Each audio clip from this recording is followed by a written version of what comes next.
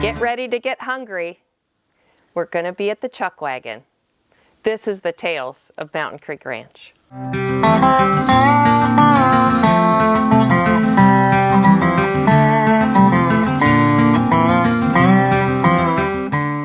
So I'm sitting here at the Chuckwagon, or what we call the Chuckwagon here at Mountain Creek Ranch.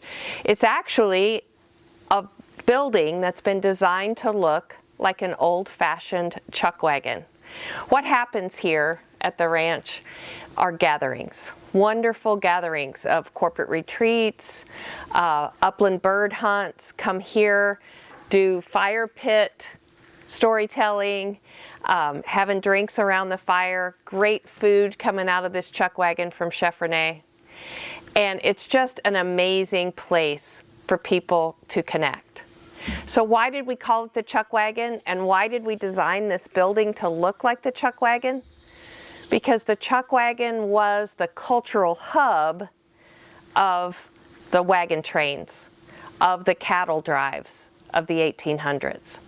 So the term Chuckwagon actually was invented by a man named Charles Goodnight. And chuck in those days was a term that was slang for food. And Goodnight created this concept that the food and Cookie, the chef, would be in the Chuckwagon and would drive the Chuckwagon every day from stopping point to stopping point. He would get there early and he would start cooking the dinner on the trail. And dinners in those days would have been things that were easy to cook and easy to keep fresh without ice, of course. So they were things like beans, lots and lots of beans. They had salted meats like salted pork, beef jerky, those types of things that would keep. And they had sourdough biscuits, because you could make sourdough biscuits over a campfire, and it was fabulous. So lots of things like that happened around the Chuckwagon. So one of the things that I find fascinating about the history of the Chuckwagon is that Cookie, or whoever the cook was that was driving the Chuckwagon, he was kind of the culture keeper for the entire wagon train, for the entire cattle drive. He was the one that said where we eat and when we eat.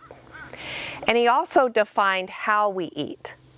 So one of the cultural norms of the Chuckwagon was that you were not going to ride your horse up to the circle where the Chuckwagon was fast. Why? Because your horse would kick up dust.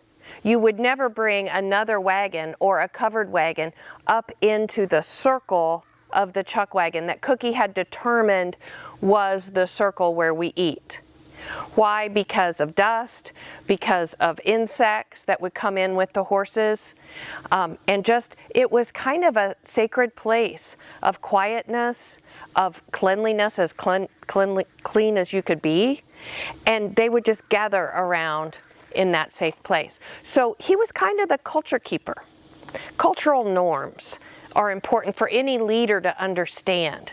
We don't want to fight our cultural norms. We want to make sure that we are lifting up and supporting the ones that are helping us be successful, like giving our employees a safe place to eat, a safe place to rest and disconnect, which is what the cultural norm was of the Chuckwagon. So great leaders don't fight cultural norms. In fact, they support them and lift them up and help them be prominent and strong foundational pillars within a culture. As a leadership coach and somebody who's been around leadership for over 30 years now, I can tell you that when I get asked to help coach a C-suite employee, because the C-suite employee may not be, quote unquote, making it in the culture, it's usually because of that cultural norms, because they're not embracing what the culture collectively says is the way we do things around here. So great leaders understand, and we learned that in 1866 from Mr. Goodnight. Thank you for joining us for this Tales.